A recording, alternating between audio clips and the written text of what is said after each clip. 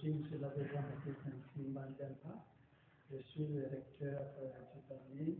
Avec Marianne, nous avions une neuvaine au mois d'août qui allait de 4 au 13 août. Et pendant la neuvaine, un enfant de 5 ans, il était dans le bras de sa mère, au grand-mère, je ne sais pas du moins.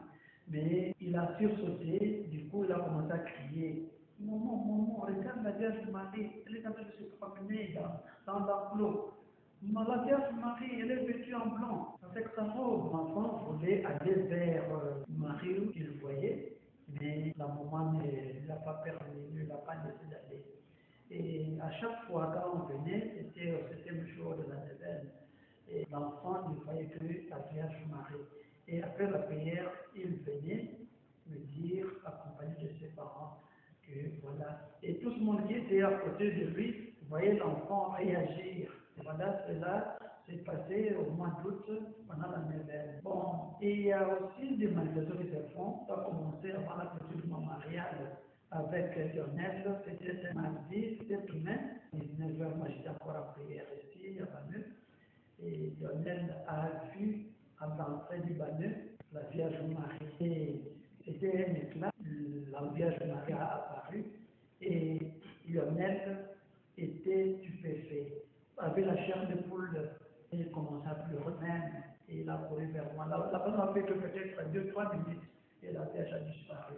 Et il est venu vers moi me dire ce qu'il avait vu. Il a été le mardi avec Lionel, le mercredi, il a plu ce jour-là à partir de 15h. Mais sous la pluie des moments qu'il venait à la prière à la messe, il était sous la pluie en train de contempler certaines manifestations à travers le soleil.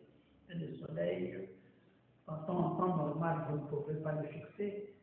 Mais au milieu du soleil, c'était la couleur bleue, un peu jaune, et avec le jet de lumière qui se faisait. Et finalement, il y a eu la Vierge là à l'intérieur du soleil, avec les mains ouvertes. Et le jeudi également, c'était la même chose. Et cela allait jusqu'à 17h10 avant de commencer la messe. Le jeudi, le vendredi et dimanche de la clôture du mémorial, quand tout le monde était parti, une partie était restée, une partie des chrétiens étaient restés ici, avait contemplé cela, avait vu cela. On est resté là jusqu'à 17h30.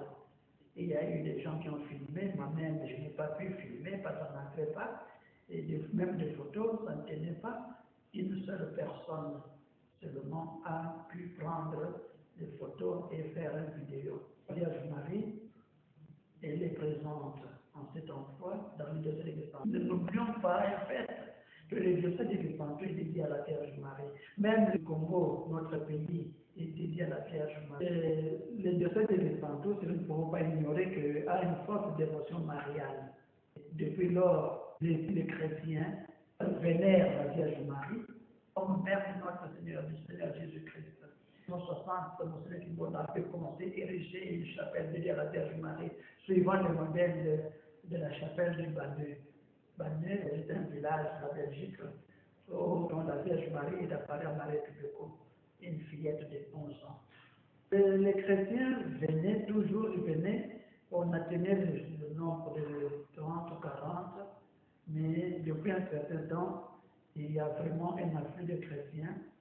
Et les dévots de la Vierge Marie, on atteint le nombre de 80, 90 même, de ces derniers temps. Et la Vierge Marie, partout où elle apparaît, elle dit toujours priez beaucoup. Le Christ se manifeste toujours, ou se fait manifester à ceux qui ne croient pas tellement à tout cela. Et voyons même dans la Bible, nous savons qui a été Saul. C'était un persécuteur. Il a arrêté, il a emprisonné les chrétiens. Mais sur la route de Damas, le Seigneur l'a saisi. Il dit, c'est l'instrument que j'ai choisi pour l'annonce de la bonne nouvelle. Il me témoigne partout à travers le monde. Et il a saisi. Avec toi dans nos vies, les pas de Dieu, Vierge Marie, par toi accueillir